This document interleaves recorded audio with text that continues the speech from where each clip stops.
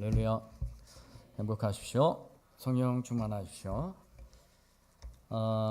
교회마다 요즘 많이 헌신도가 떨어지고 있습니다. 그 이유가 소개가 됐는데 그 이유가 무엇일 것 같습니까? 교회 안에서 헌신도가 떨어지는 이유, 너무 잘 먹고 잘 사는 게 문제다. 결론이 그렇게 났습니다. 너무 부유해요. 마음도 부유하고 어려운 것 없고 부족한 것 없고 먹고 싶은 거 먹고 놀고 싶은 거 놀고 너무 잘 살아요. 지금 TV에서 연예인들이나 어떤 먹방 프로그램이라든지 여행 프로그램 굉장히 많습니다.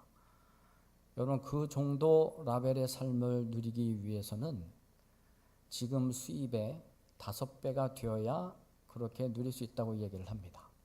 사람들이 착각을 하는 거죠. 그렇게 5배의 평균의 5배나 넘는 수입을 가지고 하는 사람들이 그것을 보면서 자기도 그렇게 살아가길 원하는 거예요. 수입은 없으면서. 그래서 너무 잘 사는 거예요. 너무 부유해지는 것입니다. 그래서 헌신도가 많이 떨어진다. 왜 그러냐면 몸을 움직이질 않습니다. 놀고 먹고 마시는데 몸을 사용하지 몸을 움직이질 않는 시대가 되었습니다. 이런 통계가 나온 게 있습니다. 로봇 세계 사용률 1위가 어느 나라인 것 같습니까? 모르셔서 제가 알려드립니다. 대한민국입니다. 대한민국이 로봇 사용률 세계 1위입니다. 그러니까 이 로봇이 일을 다 하는 거예요. 사람들 몸을 움직이지를 않습니다.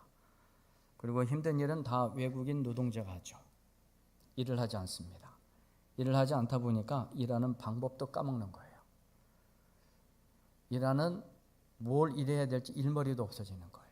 일을 안 하다 보니까 뭘 어떻게 해야 될지 모르고 살아가는 거예요. 교회도 역시 마찬가지입니다. 이런 교회는요, 헌신 없이 교회는 세워지질 않습니다. 헌신이라고 하는 것이 그야말로 몸입니다.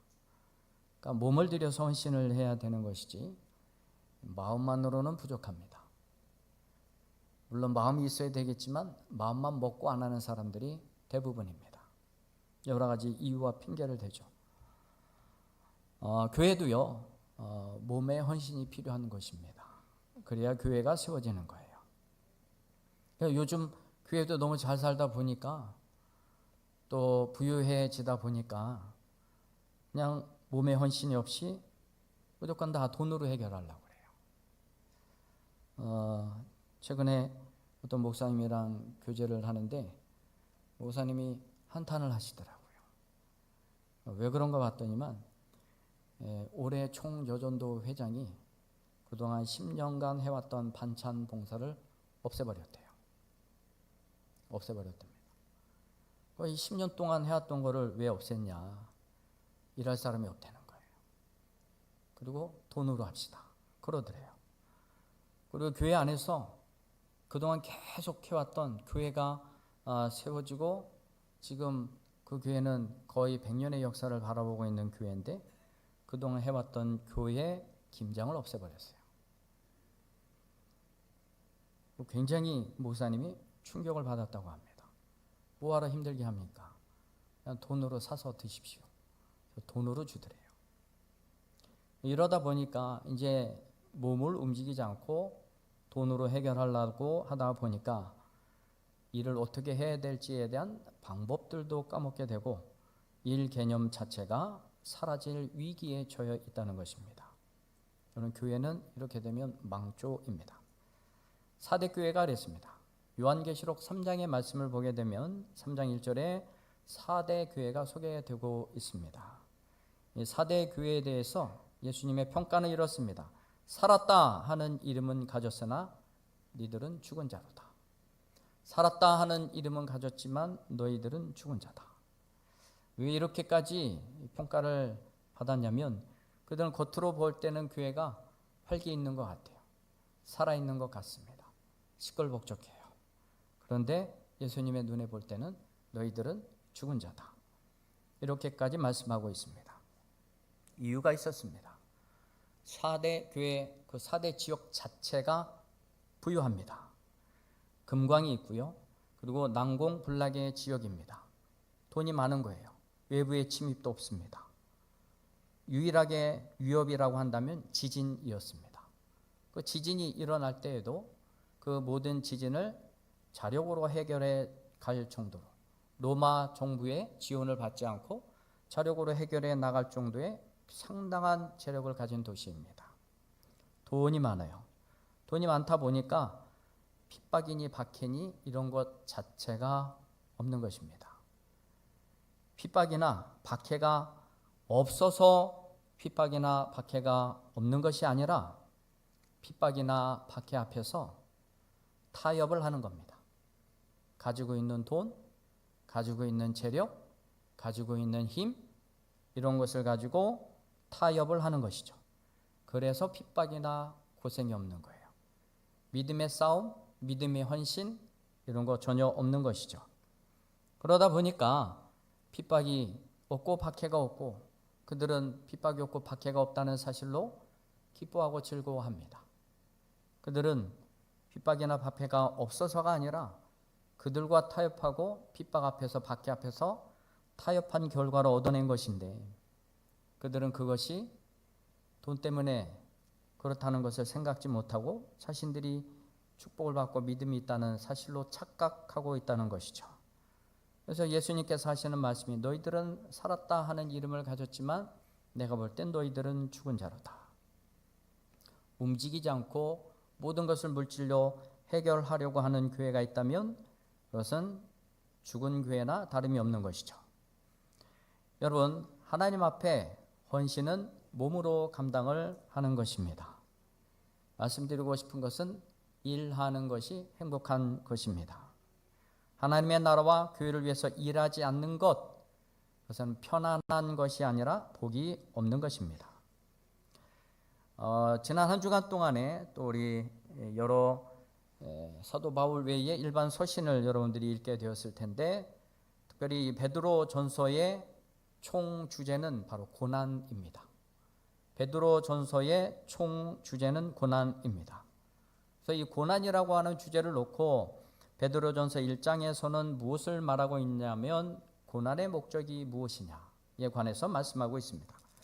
고난의 목적, 베드로 전서 1장 7절의 말씀입니다. 너희 믿음의 확실함은 불로 연단하여도 없어질 금보다 더 귀하여 예수 그리스도께서 나타나실 때에 칭찬과 영광과 존귀를 얻게 할 것이라.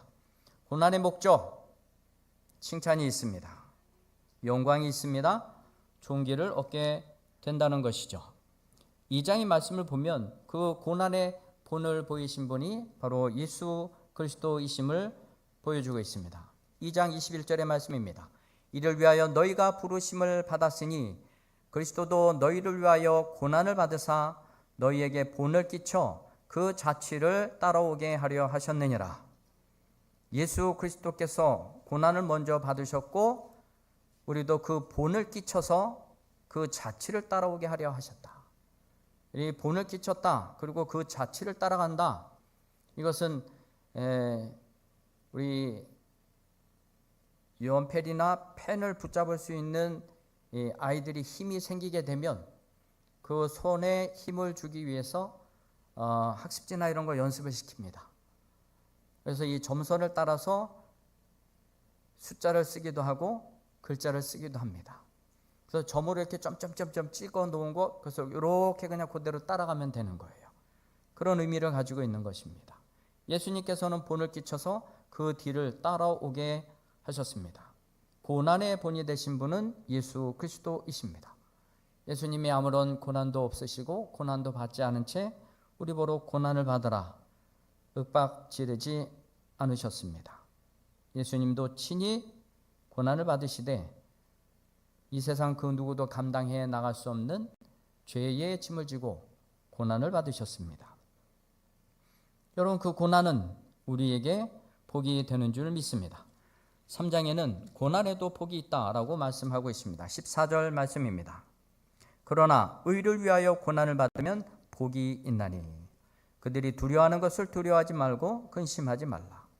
고난을 받으면 복이 있나니 고난 중에는 복이 선포되어져 있습니다.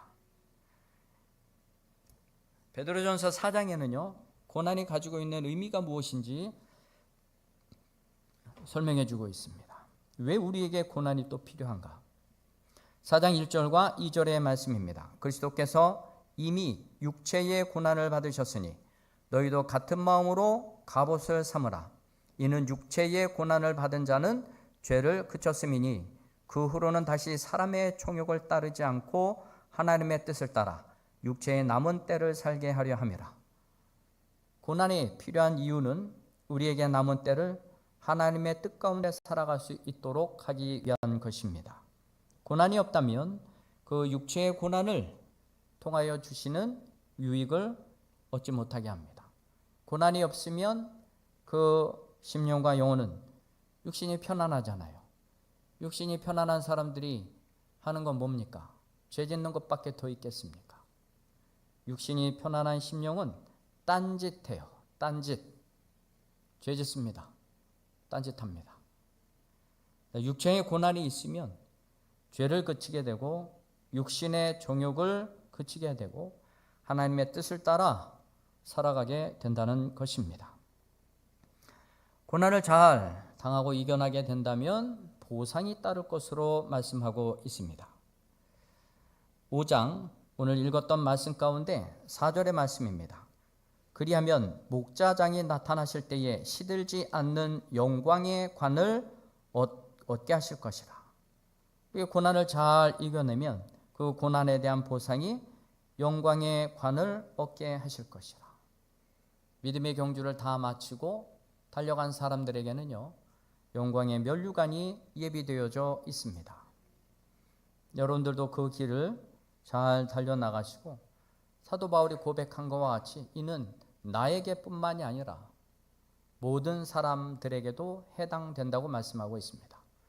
여러분들도 영광의 면류관을 위하여서 은혜 중에 그 믿음의 길을 잘 달려나갈 수 있게 되기를 주님의 이름으로 축원드립니다. 4절에서 우리에게 보장되어진 영광의 관은요, 지금 미래적인 사건입니다. 그러나 미래적인 사건을 통해서 우리에게 고난의 보상을 약속하신 것뿐만이 아니라 현세적으로도 그 고난에 대한 보상을 약속하고 계십니다. 10절의 말씀입니다. 모든 은혜의 하나님 곧 그리스도 안에서 너희를 부르사 자기의 영원한 영광에 들어가게 하신 이가 잠깐 고난을 당한 너희를 친히 온전하게 하시며 굳건하게 하시며 강하게 하시며 터를 견고하게 하시리라. 터를 견고하게 하시리라. 현실적으로도 고난을 잘 이겨낸 사람들에게는 하나님께서 현세적으로도 그 터를 견고하게 하실 것을 말씀하고 있습니다.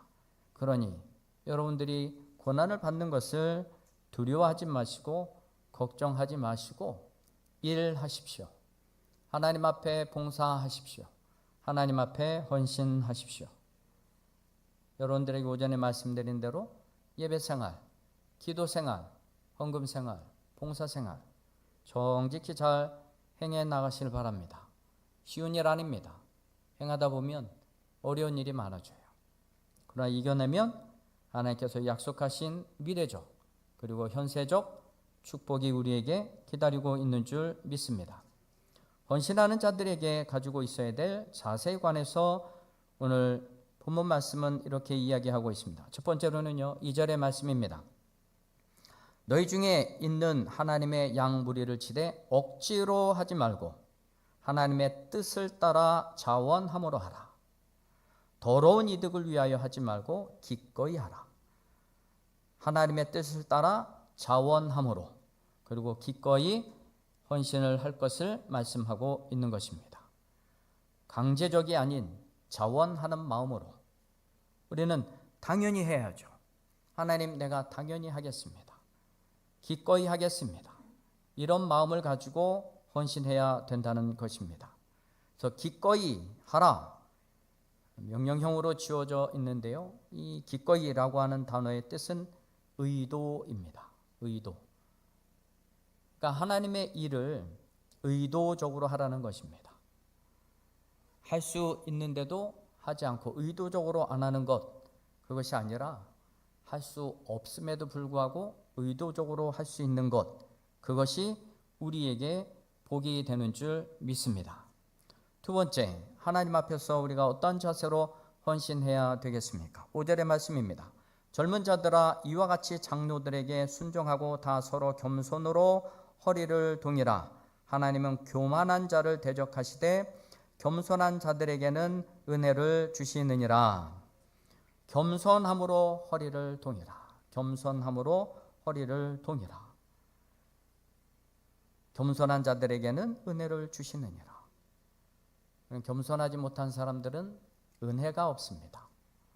은혜가 없는 사람들은 하나님의 일을 할 수가 없습니다.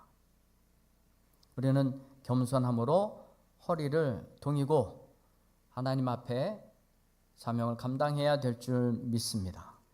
허리를 동이라, 이 말씀의 뜻은 옷이 더럽히지 않도록 덧입는 거예요. 쉽게 앞치마를 생각하시면 됩니다. 일할 때 옷이 더럽혀지거나 또 무엇인가 오물이 묻지 않도록 앞치마를 하는 것이죠.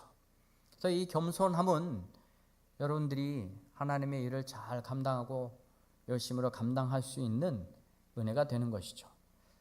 예수님께서는요, 수건을 두르시고, 앞치마입니다. 수건을 동이시고 두르시고 제자들의 발을 씻어 주셨습니다. 우리 베드로는요, 그것을 기억하고 있는 거예요. 예수님께서 허리를 동이시고 제자들의 발을 씻어준 것을 베드로는 기억을 한 것입니다. 베드로는 어떻게 그 허리를 동이시고 발을 씻으려고 해주시는 예수님 앞에 어떻게 반응했습니까? 아이고 예수님, 내 발은 씻을 수가 없습니다. 내 발은 씻을 수가 없습니다. 예수님께서 말씀하시죠. 내가 너의 발을 씻어주지 않으면 너와 나는 상관이 없다. 그러면 내 몸도 다 씻어주세요. 하여튼 이렇게 그냥 자꾸 말꼬리 붙들고 늘어지는 거 보면 정말 철이 없는 것 같아요. 의미를, 문해력이 떨어지는 거예요. 예수님이 이미 다 씻김을 받은 자들은 발만 씻으면 된다. 그리고 그의 발을 씻어주시죠. 예수님께서 뭐라고 말씀하셨습니다. 이것을 알고 행하면 복이 있으리라. 허리를 동이시고 또 겸손하게 몸으로 헌신을 하게 되면 복이 있으리라고 말씀하고 있습니다. 예수님도 그렇게 하셨는데 이것을 알고 너희도 이와 같이 행하면 복이 있으리라 말씀하고 계십니다. 헌신의 자세 세 번째입니다. 염려를 주께 맡겨야 됩니다. 7절의 말씀입니다. 너희 염려를 다 주께 맡기라. 이는 그가 너희를 돌보심이라. 믿으시길 바랍니다. 확신하시기를 바랍니다. 염려를 주께 맡기시면 주께서 돌보아 주실 것이라 말씀하고 있습니다. 염려를 주께 맡기라, 던져 넣어라 라고 하는 뜻입니다. 여러분들의 염려, 근심, 걱정, 이 문제 예수님께 던져 넣으세요. 그러면 예수님께서 우리를 돌보아 주신다. 돌보다라고 하는 단어의 뜻이 관심을 갖는다는 것이에요. 그 딱 하나님 앞에 염려, 근심, 걱정, 염려거리 딱 던져 놓으면 예수님은 누가 이 근심거리를 나에게 던졌는고, 얼마나 힘들었으면 나한테 던졌을까? 내가 맡아줘야지. 하나님이 담당하시는 것입니다. 역대상 4장 9절 이하의 말씀, 야베스의 기도가 있습니다. 야베스가 뭐라고 기도합니까? 자기가 가지고 있는 고난이 있었어요. 고통이 있었습니다. 하나님, 이 모든 수고로부터 나를 건져주시고 나를 축복해 주실진데 지경을 넓혀주시고 환난과 근심이 없게 하옵소서. 그때 하나님이 그 기도를 들으셨다. 성경에 이렇게 표현을 합니다. 그가 구하는 것을 허락하셨더라. 그가 구하는 것을 허락하셨더라. 허락하다라고 하는 이 단어의 뜻이 그 문제 안으로 들어간다는 뜻입니다. 우리가 여러분들이 어떤 걱정이나 염려나 문제가 있든지 주님 앞에 내놓으시면 하나님께서는 그 문제 안으로 들어가십니다. 하나님이 그 문제 안으로 들어오시면 끝나는 거예요. 해결되는 것입니다. 염려를 주님께 맡기고 마음껏 주님 앞에 헌신하시면 하나님께서 돌보아 주실 줄 믿습니다. 네 번째로는 헌신의 자세, 근신하고 깨어 있으라고 권면하고 있습니다. 8절의 말씀입니다. 근신하라, 깨어라. 너희 대적 마귀가 우는 사자같이 두루 다니며 삼킬 자를 찾나니 근신하고 깨어 있지 않으면 사탄의 밥이 됩니다. 사자의 밥이 됩니다. 근신하십시오. 깨어 있으십시오. 근신하다 원문의 의미는 술 취하지 말라는 것이에요. 우리가 먹는 그 알코올도 문제지만 세상에 취해 있다면 삼켜질 것입니다. 세상의 욕심에 취해 있다면 삼켜질 것입니다. 그러니 깨어 있으시기를 축원드립니다. 깨어라 라고 하는 의미는 자고 있던 잠에서 일어나라고 하는 뜻입니다. 누워있던 곳에서 일어나고 병중에서 일어나고 파멸 가운데서 일어나고 불분명한 것에서부터 일어나고 비활동적인 것에서부터 일어나고 눈을 뜨라는 것입니다. 그렇지 않으면 삼키움바 되는 것이에요. 사자의 밥이 되는 것입니다. 사탄의 밥이 되는 것입니다. 여러분, 물질에 또 욕심에 여러 가지로 삼키움바 되지 않고 늘 깨어 하나님 앞에 헌신을 감당하기를 축원드립니다. 베드로는요, 하나님의 뜻을 따라 자원함으로 헌신할 것을 지금 부탁하고 있습니다. 그러나 은혜가 사라지고 거두어지다 보니 헌신이 사라지고 있는 것이 보이는 것이죠. 히브리서 12장 28절에는 이렇게 이야기합니다. 은혜를 받아 하나님을 기쁘시게 섬길지니 왜냐하면 우리 하나님은 소멸하는 불이심이라. 은혜를 받아서 하나님을 기쁘시게 섬겨라. 왜 그렇습니까? 그렇지 않을 때는 하나님은 소멸하시는 불이심을 기억하라는 것입니다. 무슨 얘기입니까? 은혜 중에 주고 하나님을 섬기라고 하시게 하셨던 그 모든 인프라를 하나님 불러서 다 소멸하시겠다는 거예요. 여러분, 교회 섬기고 이웃 섬기고 선교하고 봉사하라고 주신 물질 은혜가 떨어지고 섬기지 않으면 하나님 그거 불태워버리겠다는 거예요. 하나님 앞에 건강 주시고 교회 앞에서 하나님 앞에서 봉사하고 헌신하고 주신 그 건강 주를 위해서 쓰지 않고 세상의 욕심껏 살아가게 된다면 하나님께서 그 건강 불태워버리겠다는 것입니다. 은혜를 받아 하나님을 기쁘게 섬길지니 원문에는 왜냐하면이 빠져 있습니다. 왜냐하면 우리 하나님은 소멸하는 불이심이라. 하나님의 심판을 받게 된다는 것이죠. 여러분, 이 세상에서의 삶뿐이면 이런 얘기하지 않습니다. 상관이 없습니다. 그러나 우리는 천국 백성입니다. 빌립보서의 말씀에 의하면 우리는 하나님 나라의 시민입니다. 그래서 우리는 이 땅 위에서 밟고 있기 때문에 이 땅 위에서의 삶도 있지만 하나님 나라의 삶도 있다는 것을 잊지 말아야 할 것입니다.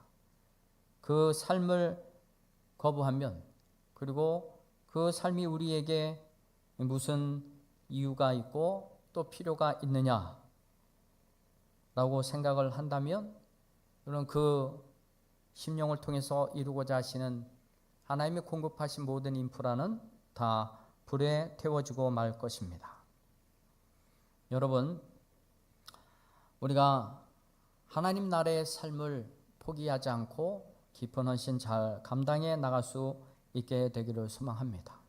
거기에는 이 땅에서 수고한 사람들을 위한 영광의 면류관이 기다리고 있다는 사실입니다. 교회는요, 여러 가지 직분과 사명이 있고 또 직분과 사명을 맡기는 것은 고생하라고 주는 것이 아니라 복 받으라고 주는 겁니다. 여러분, 우리에게 주신 직분과 사명을 따라서 복을 받지 못하는 것은 그것은 참으로 안타까운 일이겠죠. 여러분, 하나님 우리에게 직분 주시고 사명을 주실 때는 복 받으라고 주신 것이기 때문에 그것을 통해서 복을 받지 못하는 것은 사명을 제대로 감당하지 못하고 있는 증거입니다. 그런 자들에게 남아있는 것은 불만, 불평밖에 없는 것이죠. 오늘 베드로는요, 이렇게 우리에게 권면을 하고 있습니다. 자원함으로 하나님 앞에 헌신을 감당하라. 예수님도 자원함으로 십자가를 지셨어요. 그 두려운 십자가, 겟세마네 동산에서 그 잔이 옮겨지기를 간절한 마음으로 기도했던 그 십자가, 그 십자가를 결국은 하나님의 뜻이 무엇인 줄 알고 자원함으로 골고다에 올라가셨습니다. 여러분, 로마의 군인들이 쳐들어왔을 때에 자원하는 마음이 없었다고 한다면 예수님은 그 자리에서 도망갔을 것입니다.